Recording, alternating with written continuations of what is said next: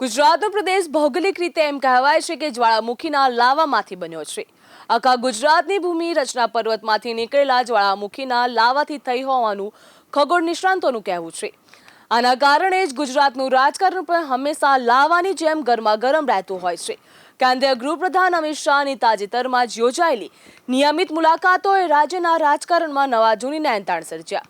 ગુજરાતના રાજકારણમાં આ વાત નવી નથી। જ્યારે પણ કેન્દ્રીય પ્રધાન મુલાકાત નિયમિત રીતે થવા લાગતી હોય છે ત્યારે સ્થાનિક આગેવાનોમાં ઉત્સાહ જોવા મળતો હોય છે, પરંતુ હોદ્દા ઉપર બેઠેલાઓ ચિંતામાં પડી જાય છે, તે સ્વાભાવિક પણ છે। તેમાં પણ અમિત શાહ આ વખતે ગુજરાતના રીતસરના 3 દિવસના પ્રવાસે આવ્યા। એક પછી એક બેઠકો પણ કરી। તેમણે સુરતના પક્ષ પ્રમુખ સી.આર. પાટીલને ત્યાં ભોજન લીધું હતું। આ દરમિયાન તે સાંસદોને પણ મળ્યા હતા અને ધારાસભ્યોને પણ મળ્યા હતા। તેની સાથે સાથે સ્થાનિક આગેવાનો સાથે પણ મુલાકાત કરી હતી। આશ્ચર્યની વાત એ હતી કે બનાસ ડેરીની ચૂંટણીની વ્યસ્તતા હોવા છતાં પણ શંકર ચૌધરી અમિત શાહને મળવા માટે સુરત ગયા હતા। આ સિવાય સર્કિટ હાઉસમાં પણ મોડી રાત સુધી બેઠકોનો દોર ચાલ્યો હતો। ઉલ્લેખનીય કહી શકાય કે ગુજરાતમાં નવા પ્રદેશ પ્રમુખ નિમવાની પણ વાત સતત ચાલી રહી છે।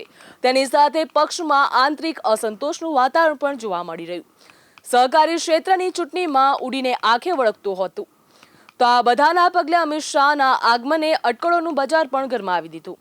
આગામી દિવસોમાં સ્થાનિક સ્વરાજ્યની ચૂંટણીઓ આવી રહી છે, ત્યારે પક્ષમાં આંતરિક અસંતોષનું રાજકારણ પણ ચૂંટણીમાં ન નડે તે માટે અમિત શાહ પ્રતિબદ્ધ જોવા મળ્યા।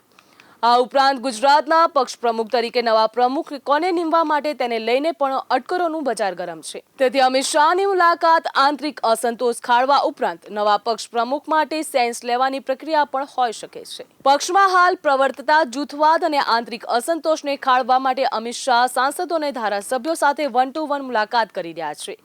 આમ પણ અસંતોષને ડામવાની મહારથ અમિત શાહને હાંસલ છે। અગાઉ તેઓ ગુજરાતમાં હતા તે સમયે પણ પક્ષમાં આંતરિક અસંતોષને ઠાળવાનું કામ સારી રીતે કરી ચૂક્યા છે। તેમાં પણ પક્ષમાં મેન્ડેટનું પાલન ન થયા પછી પણ સ્વાભાવિક રીતે કેન્દ્રીય સ્તરે નોંધ લેવામાં આવે છે। તેથી આગામી ચૂંટણીઓમાં બળવાખોરો વધુ સક્રિય થાય તે પહેલા જ અમિત શાહ સક્રિય થઈ ગયા।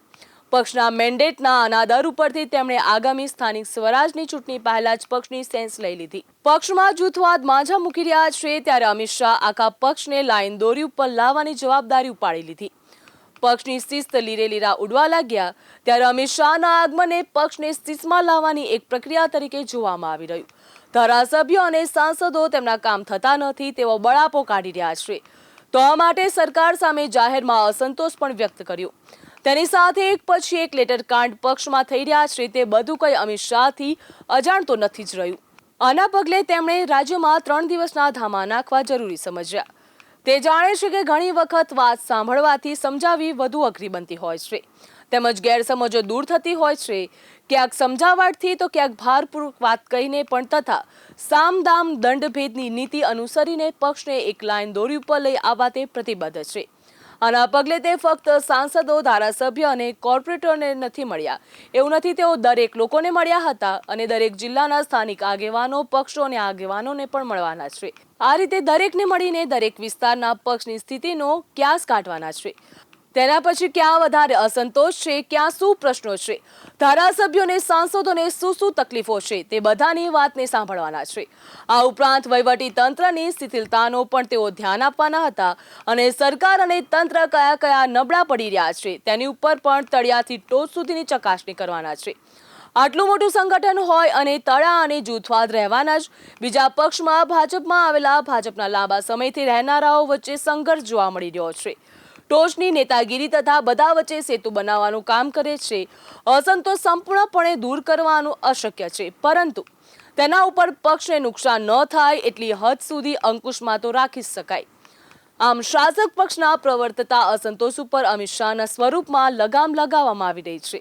આગામી દિવસોમાં પક્ષને નવા પ્રમુખ મળે અને આંતરિક અસંતોષ તથા જૂથવાદ ખતમ તો ન થાય, પરંતુ અંકુશમાં આવે તો સમજવાનું કે આ લગામ બરોબર કામ કરી રહી છે।